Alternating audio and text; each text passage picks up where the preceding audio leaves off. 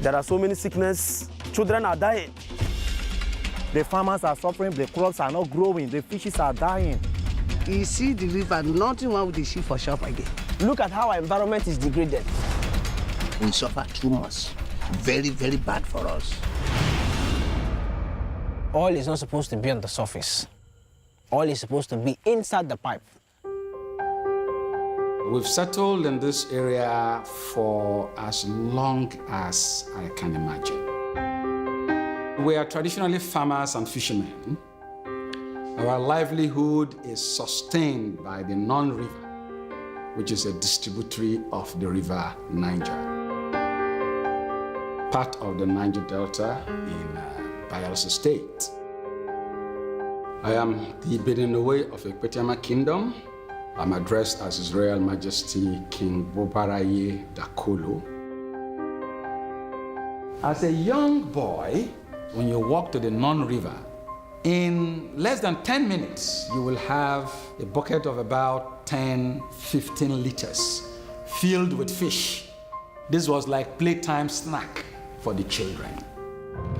But that was before the devastating effects of oil. As I tell you now, as I speak, if you go to the river now with your nets and you go at 7 p.m.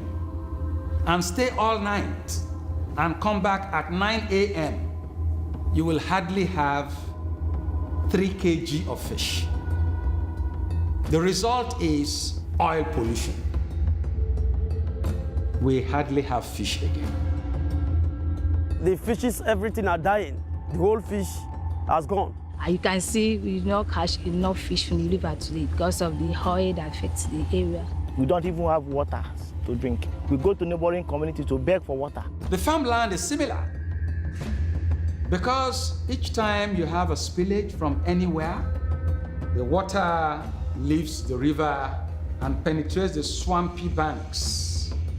The thin film of oil, of crude, permeates the wetlands and settle on top of our alluvial land. And so when you plant your staple, the usually robust Dioscorea alata now comes as a diminutive piece of yam that will not be a meal for even a child, not to talk of a family. Whenever there's a spillage upstream, it affects every single community downstream. The environment has been polluted.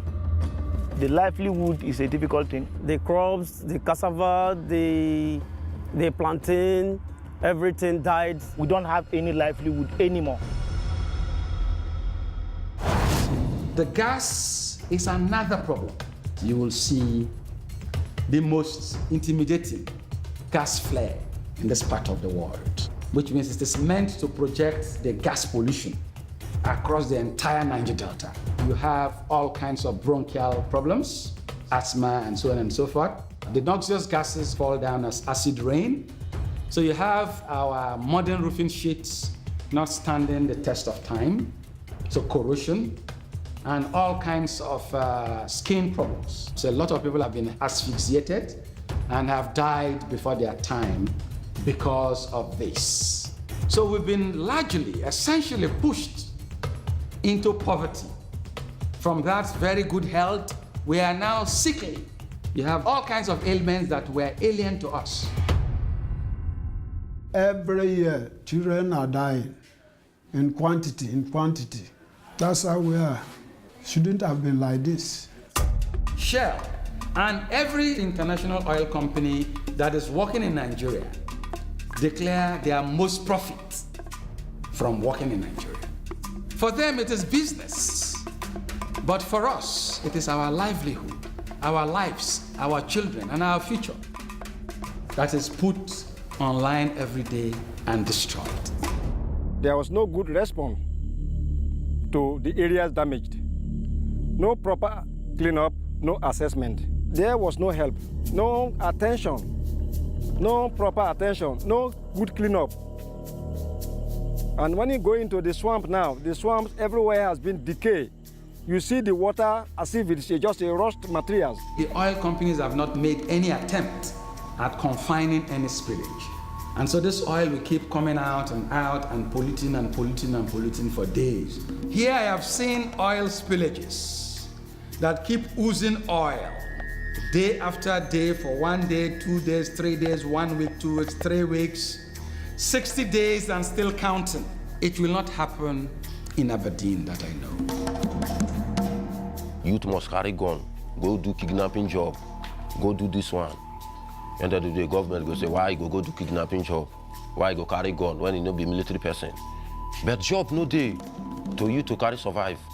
That's only fast money. Today then they talk about politics. Oil now be the politics for Nigeria. But to get the oil, but other people now they benefit the oil. Why? This much talked about criminality around the Niger Delta was created by the oil industry. You are abused as a youngster, you are denied education, you are denied a future. And then on top of that, you are lured into criminality just because someone wants to buy a house in England or in America. It has happened time and time again. That is the more reason most youths are hungry. Then instead of them to go through the right channel, most of them go and use gun, this and that. You understand? Because they cannot withstand the pressure. How can somebody be intimidated, humiliated under that condition? If you are a youth yourself, how will you look at it? These are the reasons. These are the reasons. The Middle East is a living example of a place where the oil has changed. If the IOCs and the federal government of Nigeria had apportioned a little percentage of these humongous billions of dollars, the Niger Delta would have been like a Dubai or a Qatar. Even if 1% were used per annum for the development of the Niger Delta, it would have been an El Dorado. We need jobs in this town for youth, for benefits. But we don't get nothing for this town. So here, they are not our brothers again. They don't do anything to benefit us. You see the palpable poverty in the land and amongst the people, you will appreciate to what level we've been cheated and exploited. I believe that the world should compel the IOCs and the federal government of Nigeria to do justice to the Niger Delta people, to clean all the spillages of the Niger Delta people. They should wake up and live up to their responsibility, that the enjoyment they have is from blood, the blood of the Niger Delta people.